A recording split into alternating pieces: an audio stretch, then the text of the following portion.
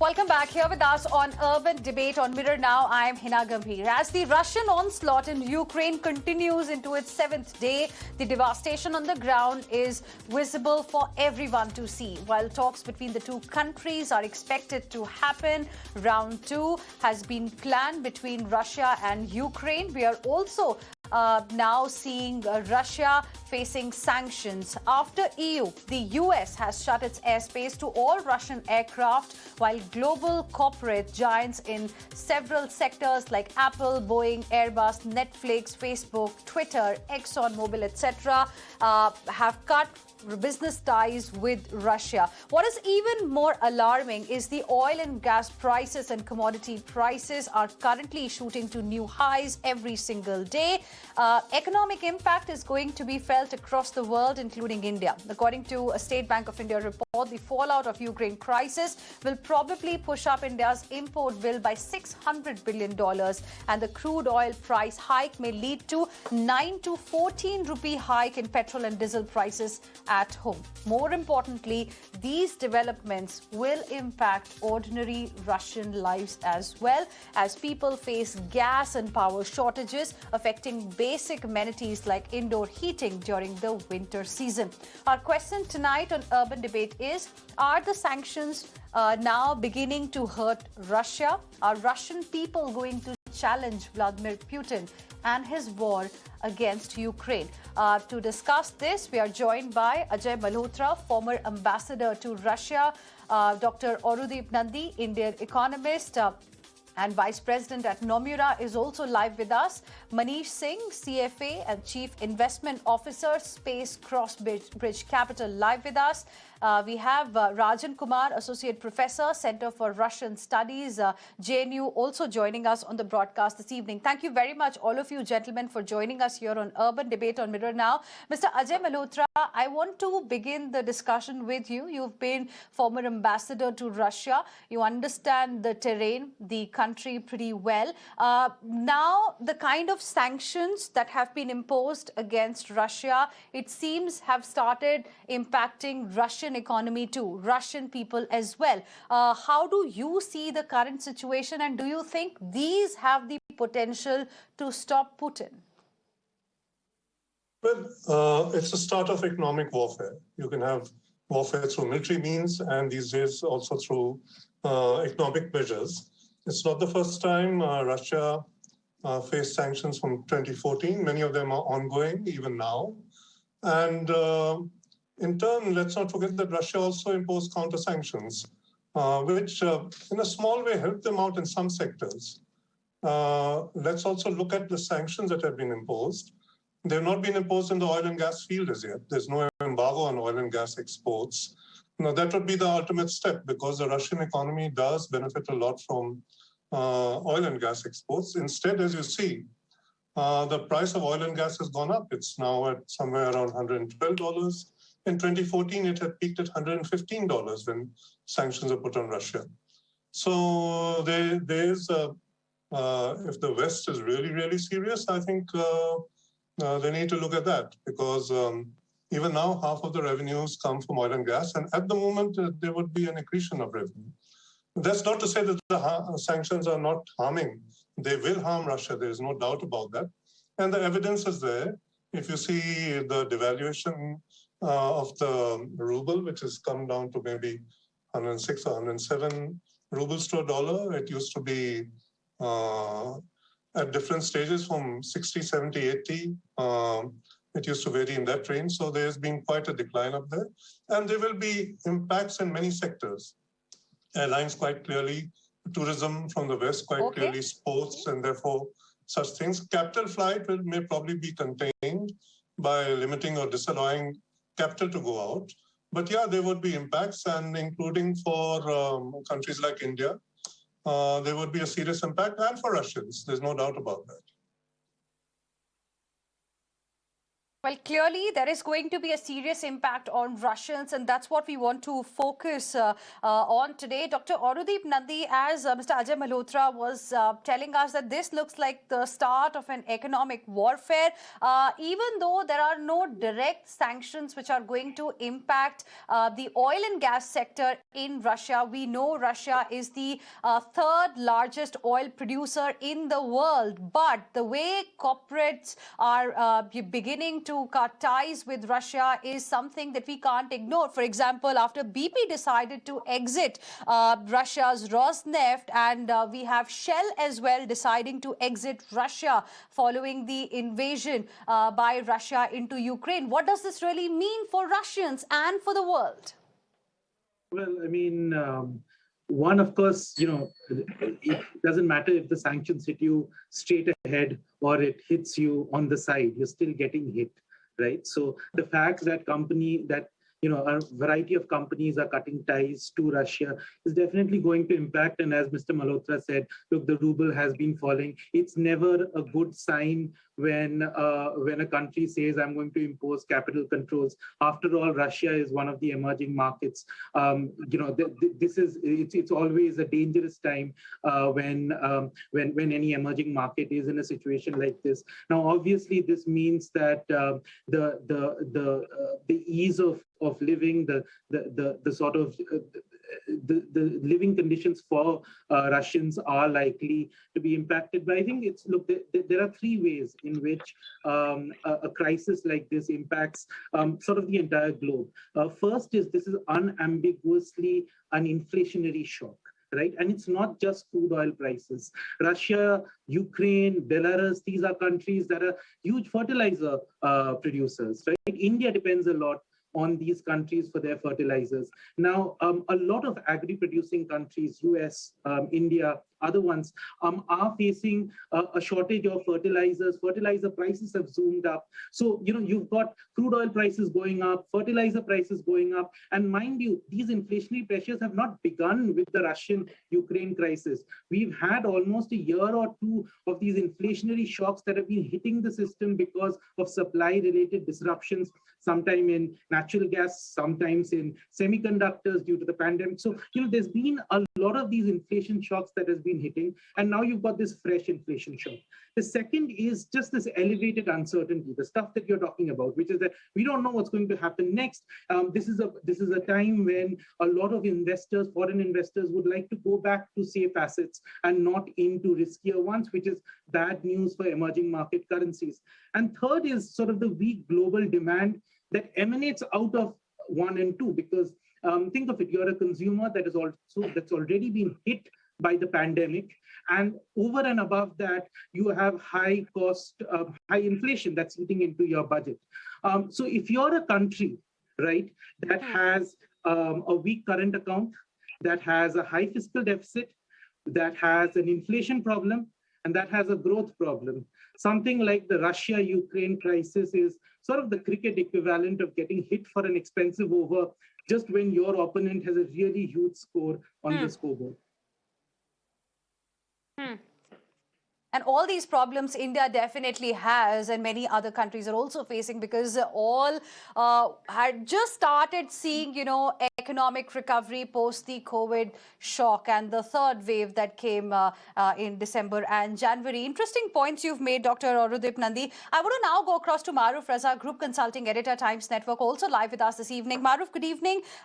Till about yesterday, the focus was that how a barrage of sanctions we are seeing against Russia, but now they have started hurting Russians. Do you think that will be able to stop Russia, the president, and will at least lead to some sort of a resolution between Russia and Ukraine? I don't think so, because historically sanctions haven't stopped invading armies. You saw that in the case of Crimea. You saw that in the case earlier than that of Georgia.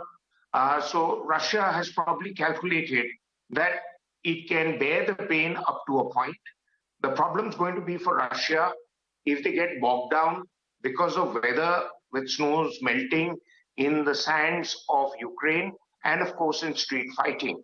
If it becomes a long war of attrition, then there are major economic fallouts. The second thing is that Russia is probably looking at a 1% drop in its GDP projections for the coming year because of the sanctions, maybe 1.5%.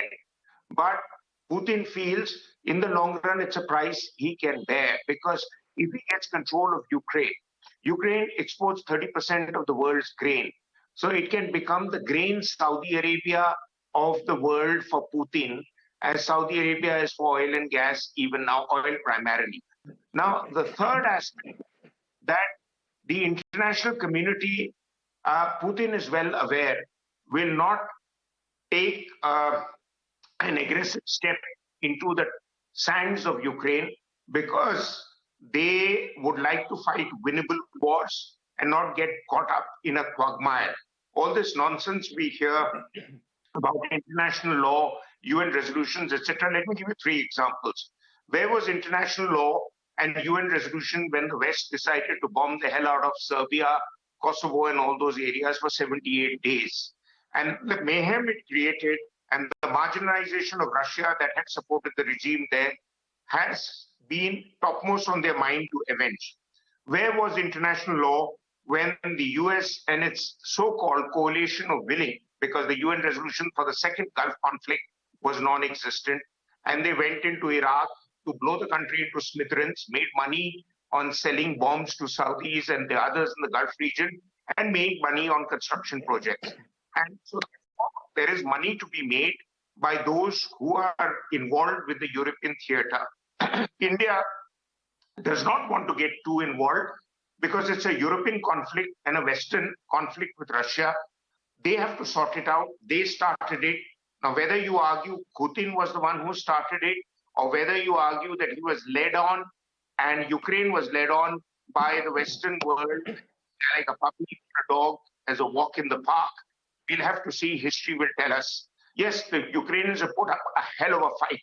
But remember, it's a very valid point that Ambassador Malhotra has brought out, that no sanctions as yet have been placed on the import-export of oil and other related products. 2 things go with that. One is that the oil exporters are playing up on the fear factor and raising the prices when oil shortages and gas shortages have not occurred for our part of the world, where we are one of the biggest importers. And the second thing is, if they go into that sector and Putin decides to switch off the pipelines to Europe, then Europe is going to freeze in these cold months, and he can still sell it to China, which is his big market. But Maru, we all know sanctions are like a double-edged sword. So if, for example, Putin, currently is getting more aggressive into Ukraine, we've got Joe Biden, US president, coming out and saying that, he's not going to allow its airspace. He's not going to allow Russian aircraft to use the airspace of America, something that European Union has done already. Canada has also expressed, its interest in a decision like this. If this happens, won't it then hurt Russians? For example, Boeing, a very big company, has decided to shut major operations in Moscow. It has temporarily closed its operations in Kyiv, we know, because of the situation there in Ukraine. But, operations in Moscow are getting impacted too. So won't it then hurt Russia as well? Well, on the face of it, those it will hurt the most have been enjoying a grand lifestyle for a long time. Russian top businessmen, oligarchs, and Putin and his hangers-on. Yes, it will hurt them. But the common person in Russia doesn't go to the US for a holiday. Common person in Russia doesn't own football clubs in the UK and whatever else. Remember, sanctions as a rule work, when the entire world comes on board. You look at the history of how South Africa finally relented against apartheid rule, because the whole world came on, and after many years of persuasion, when the British joined the effort to marginalize South Africa, and we saw the rise of Nelson Mandela and everything else. That way, sanctions will work against Russia. If Russia has trading systems in place, SWIFT restrictions notwithstanding, and it has one with China, if Russia still is able to use up a barter system with many countries, India could be exploring that because India still has a certain trade with Russia and, of course, a huge arms industry engagement with Russia. So it's not entirely going to work overnight. And I see the invasion, in all probability, if they have military good sense, to probably wrap up maximum in a week's time. They were looking at a 2-week period. And in 2 weeks, I think a lot of messaging can be done if they bypass the cities where their resistance is and head for the outer borders of Ukraine touching Europe and put their flag everywhere and say, okay, now Ukraine is a territory under Russian control, like Belarus is, and sorry about that, old chaps, but it's too long to react. So I think the inability of the West to put their money and their commitment where their mouth is in terms of putting feet on the ground. Even now, the invasion can be stalled, Putin's nuclear threats notwithstanding. Nuclear weapons are never used. They're used for deterrence and threatening. So if the Western countries put a force in place to prevent the fall of all of Ukraine, and the Russian forces are really on the eastern side of the river Dnieper, and if they are stalled there, I have been saying from day one, I see 3 scenarios. Could be a East Germany, West Germany type scenario. Could be that Kyiv could become the next Berlin. It could be that NATO has to go back and prove its credibility because it's failed when the chips were down. It's one thing to go and bomb Afghans and Iraqis.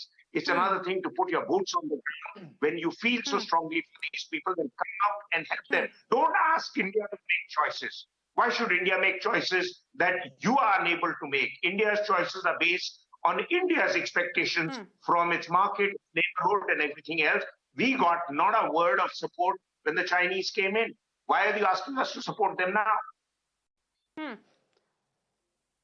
Yes, those are important points you're making. Of course, nuclear threat is another issue that we wanted to highlight. But before that, I want to specifically focus on, what Russia is also facing today because of these sanctions that have been announced. You've made some very interesting points, Maruf. You said that Russia has calculated, the pain that it can bear maybe for a certain period of time. But Manish Singh, I want to understand from you, like Maruf was saying that not everybody really goes to the US, but the people in Russia, they need jobs as well. And if big companies like Apple and many others shut shops in Russia, it will impact people.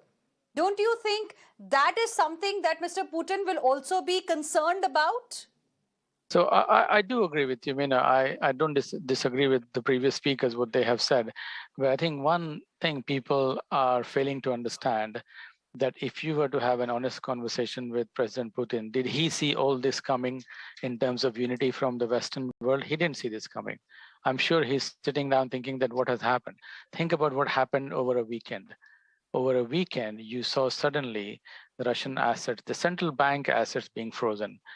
Mr. Putin and his leadership has spent last 7 years trying to cut themselves away from the US-centric world, US dollar world. They moved out of US treasuries. They bought gold. They went into other currencies, Swiss franc, Japanese yen, everything. What happened? In just a weekend, your assets got frozen. Central bank had to raise rates to 20%. Even Turkey, which is going through a massive problem, there the rates are 14%. This whole technicality that Russia has lower debt to GDP, high current account surplus, high real rate, came to nothing. These are just technicality. The real world works on very different sense. Yes, you can, of course, do chest thumping and show your nuclear weapons and do whatever you have to do.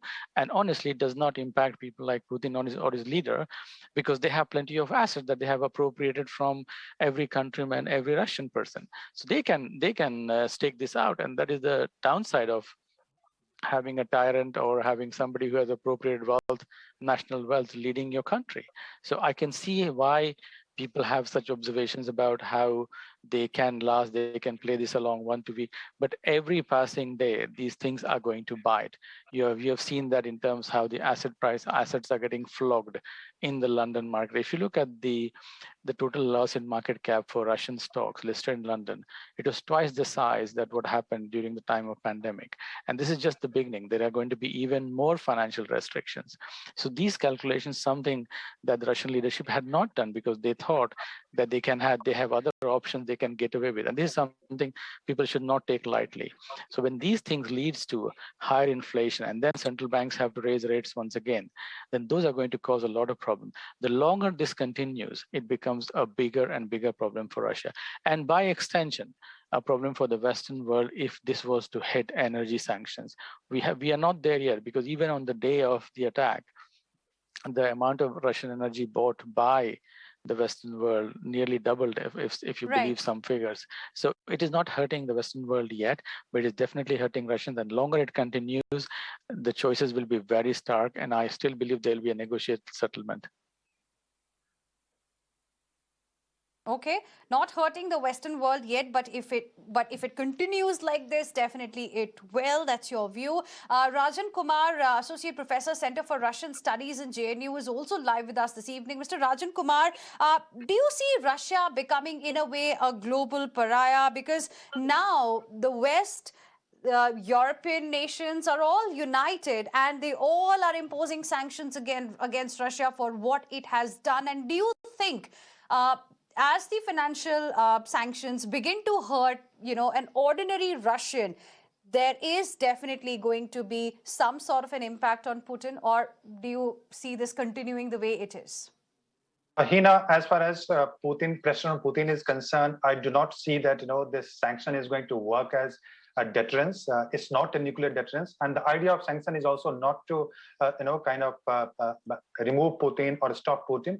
Basically, the West is trying to raise the price of this invasion. They're trying to send the message that if you do engage in this kind of activity, we are going to take economic measures and other measures against you. So basically, it will not work as a nuclear deterrent, as I told you. But yes, it is impacting the life of Russian. And as you have seen that, 30% of the price of ruble has gone down. Suddenly, because of the devaluation of the currency, the savings of the people, which in terms of dollar, they have lost 30% in a day. In just last week, 30% has gone down. You have also seen that the interest rate Russia has to raise from 9 to 10% to 20%. And more important, the 630 war chest that Putin had created to kind of fund this kind of effort or to protect Russia from sanctions.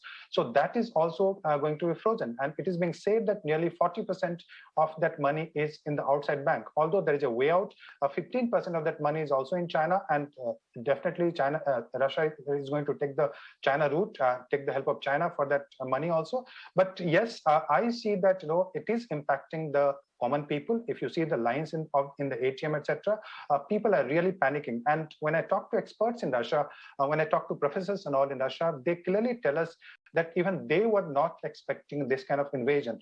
And they were already worried about the previous sanction. Russia was already insulated because of the previous sanction. And almost, it is said that 0.5% of the economy was down because of the previous sanction. So people are facing, people are suffering, and this sanction will have an impact on the ordinary people in Russia. Maybe the oligarchs will not suffer as much as the ordinary people because they do have reserves a lot, and they have ways to kind of transact money in different currencies through different means. But ordinary people are definitely going to suffer. Inflation is going to be higher, and the capital control investment, many of the investors have started running away. You also pointed out that Shell and the Norwegian company and the BP, they have decided to divest from Russia. So all of that will clearly impact the employment. And if the inflation rises further, then there will be kind of stagflation kind of situation. And Russian economy anyway was not doing well in the last 10 years.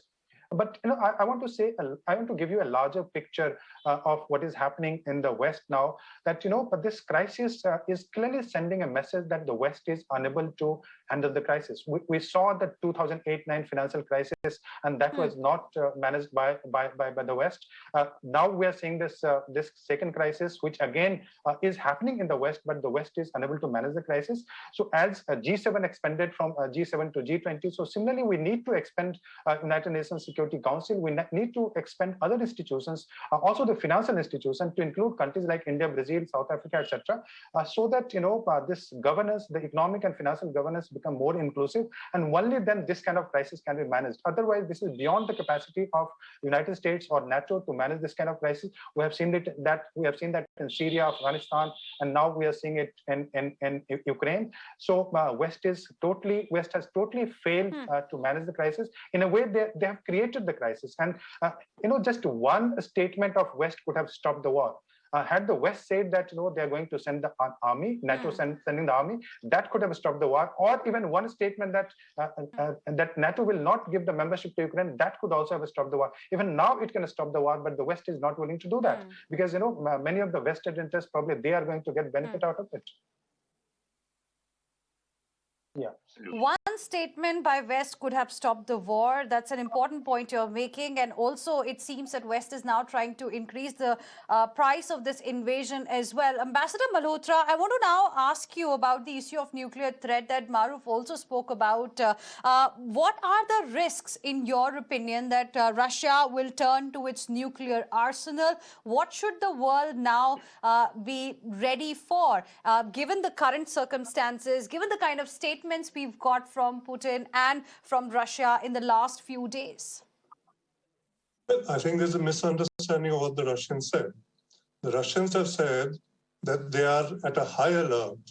Basically, they're messaging the world that, look, don't you dare think of using nuclear weapons against me. We are ready for that. So it's telling them, don't misunderstand if you're not using. If you see the kind of force they're using, they're not using full force at the moment. They're not really using their heavy artillery. They're not using the Air Force. That will come. There's still discussions going on right now in Gomel. There will be talks. And they're at a high level. You have the Ukrainian defense minister there. And you have Mr.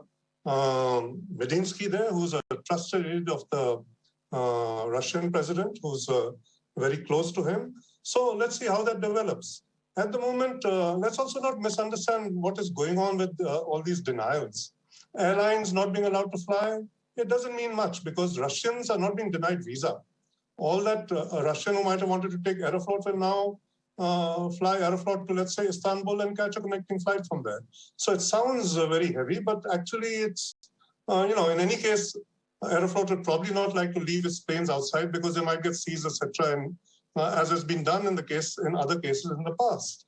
If you look also at oil and gas, for example, Boeing has said that its factory, which makes some parts, and they do have original equipment made in Russia, in Moscow. They have some made at the Irkutsk aircraft factory, for example, Airbus and Boeing.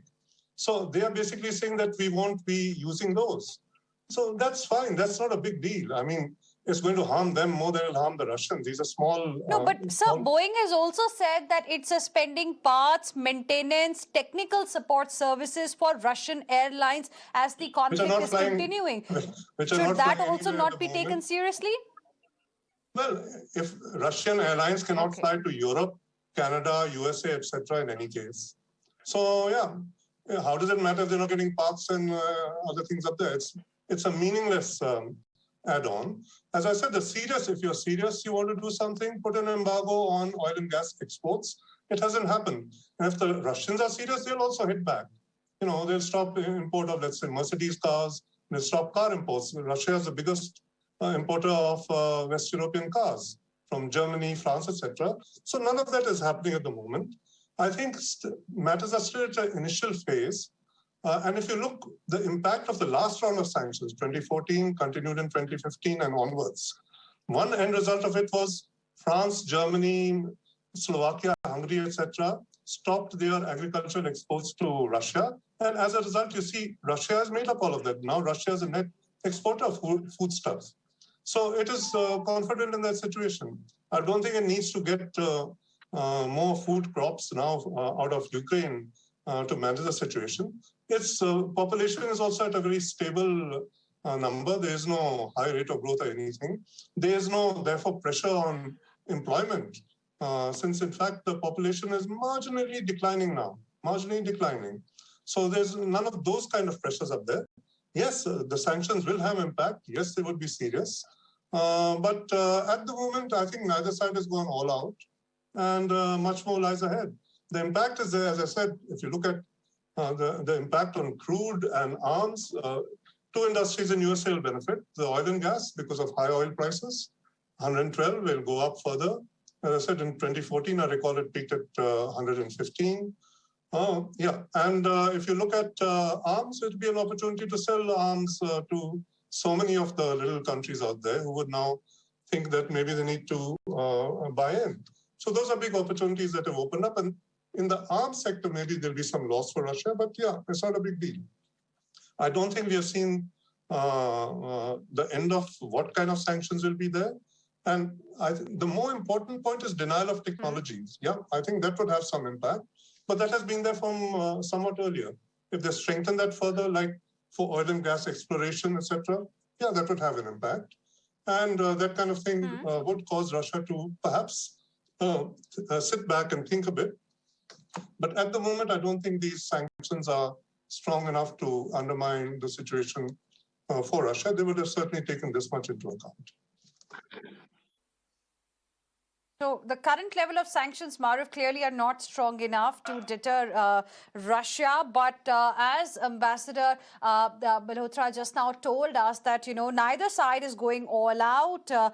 Much more lies ahead. That sounds pretty scary. What, in your opinion, can really stop this aggression?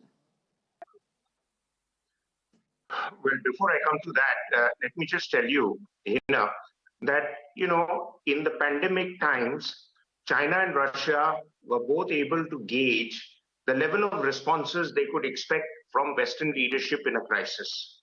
The West is led by weak leaders who are unable to take a call as to how much they can push their card. And that's precisely what is happening, because, you have 7 days of a crisis. And in 7 days, you still can't make up your mind after having threatened for weeks and months that we will have debilitating sanctions on Russia. We will punish them so hard that they've never been hit that hard economically. Why aren't you unleashing the sanctions on the oil and gas industry, for example, or other things as the good ambassador brought out? Let me also tell you how the war can be stopped. But before that, let me answer an important question that does the rounds about the use of nuclear weapons. You see, I had the privilege of studying nuclear strategy under a man who's one of the Western gurus on nuclear strategy, Lawrence Friedman. And one of the things that I learned was that there are 44 rungs of the ladder when two nuclear states consider to be in confrontation and consider the use of nuclear weapons. And it's not up to halfway up the mark, that is 22 rungs of the ladder, that you even decide or consider the use of nuclear weapons. Studies have shown between India and Pakistan that in the events of any conflict-like scenario, the nuclear option, forget Pakistan's idiotic politicians, but the nuclear options have never been seriously considered by the Pakistan army vis-a-vis India, unless a major loss would take place in a city like Lahore or Islamabad. Now, when we come to what's going to happen with companies pulling out, you had brought out, if companies pull out, then employment gets done away with. I don't think so, because one of the net gainers of this whole exercise is China, which is goading Russia on into this situation, because A, it will be able to put more companies in place out there and divert Russian labor to work for Chinese companies. 2, China has been wanting to join up with Russia and create a combine which will see the end of American dominance. Mr. Biden's biggest challenge is to see if at the end of this conflict, America remains the dominant superpower. I don't think it will. We are now entered the era not of unilateral, you are not multilateral, not bilateral, but multilateral rules where Russia, China, and others would play the cards. And Russia has no sidekick of China, please understand. It has many cards up its sleeve. Okay. Also, we must understand, as a good point raised by one of the speakers, that it's about time the damn United Nations be reformed, or India should walk out of it. If India feels so strong about its nuclear status, why the hell are we in the UN except to appease the egos and conscience of many of our diplomats who benefit from UN postings? What is UN giving us if the UN can't stop a war like this? They meet at leisure, they work like babus from 9 to 5, and then they go on a holiday on a weekend and they keep passing that we'll meet this motion, we'll have that motion. UN's primary responsibility is global security. If it can't prevent the death of people, if it can't prevent the support to its people that is not being provided by Red Cross, which gets fat salaries from the UN, then the UN needs to revisit what it is all about. And India could help it revisit that. And otherwise, don't ask for India to join this coalition of a willing, which is a divided lot. And let me tell you, none of the European countries have been happy, and they're very nervous about the sanctions, which is going to block the oil and gas. They don't want to freeze. They don't want their people to freeze. There are many other things I can tell you. But the bottom line is, you want the conflict to stop, there are three things that can be done. A, you put boots on the ground and draw the line within Ukraine and say, this much and no more. We'll talk about what you've occupied, but you're not taking any more. That NATO is not willing to do, because NATO has got too used to its role as a waffling organization. Two, if you want war to stop, then you announce that Ukraine will not be a member of NATO, or Ukraine will be a member of NATO, and we are getting ready to get engaged with you. I can't understand if other Soviet bloc countries like Estonia, Lithuania, others have become members of NATO. Why was Ukraine found wanting? Do they speak any less Russian than those people? No, because you wanted to exploit Ukraine to become a total front for Western propaganda and regime change. And finally, and most importantly, the world is now going to see a clear line running through Central Europe. And on two sides, we see the start of a new Cold War, in which Russia and its friends is going to be pitted against America and its friends. And who's going to be smiling through it? China. For us, the factor is, how much can China gain from it, and how much can this give lessons to China or a message to China what to do in the Himalayas or what to do in Taiwan? Nobody is asking or addressing that question. Well, that's an interesting perspective you have brought, Maruf.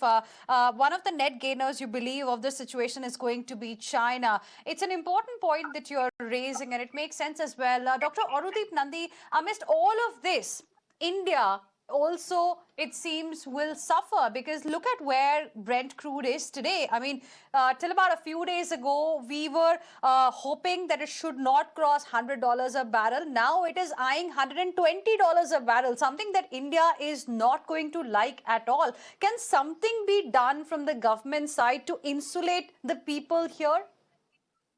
So, look, there's a simple answer, and but it's not as simple, right? So the simple answer is, sure, the government can come in and cut excise duties.